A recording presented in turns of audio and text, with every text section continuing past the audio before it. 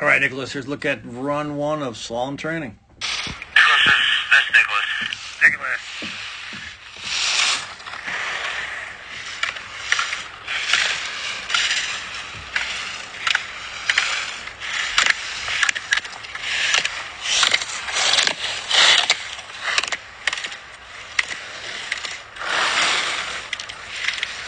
All right, a couple bobbles as you saw. Let's check it out a little slower.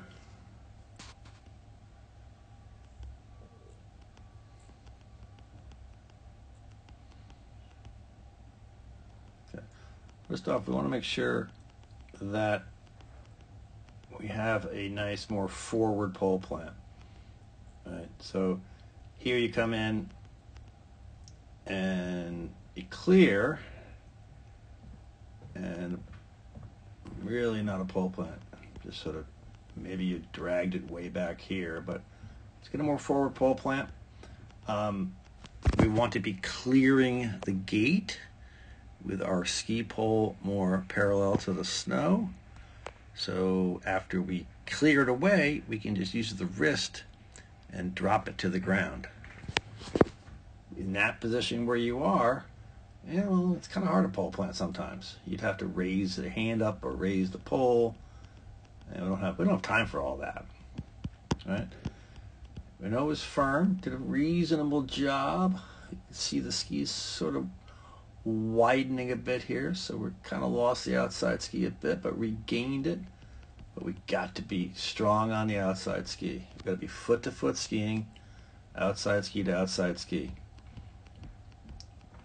You know, this hairpin needed to have pretty good shape coming in and shape coming out. The most important thing on any vertical combination, meaning flushes or hairpins, is having a good strong direction tight to the gate when the next gate afterwards is offset like it is here. So you didn't really have a strong exit. You needed to be up on those two gates right there. So you're about, I don't know, a meter, a yard, I can't really say, lower than you'd want to be. Right? Because we really weren't shinning that off. You kind of reached over to get them. I mean, they really weren't in your way. Obviously, we really only clear gates when when they're in our way. So you kind of reached over. So it wasn't a strong exit. On a higher line. So you came in here with really not much space above the gate, and you tried to quickly, had to make a really quick turn. You went to the inside ski a little there because you knew you wanted to go this way, so you just started with the inside ski.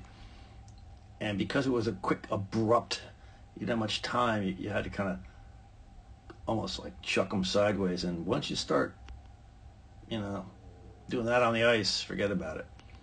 The ice we've got to be pretty careful on, gradual, like build pressure, not just chucking them sideways because it's going to skid.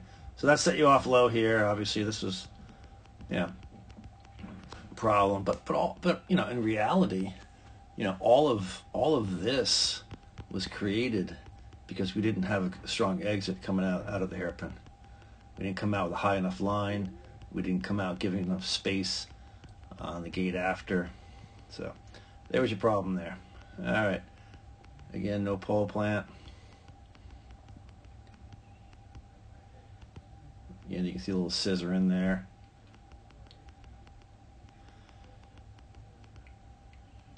Came through here. Hips are back, which happens in the transition. Now we have to be moving forward. We got to get the hips over the boots at the top of the turn. Hips never moved. We really got no ankle flexion. We call this really you're chasing your boots down the hill because they're leading. All right, I'm going to pull those feet back.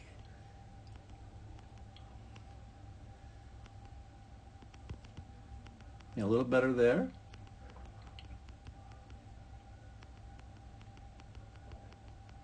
Little better exit there, not as offset.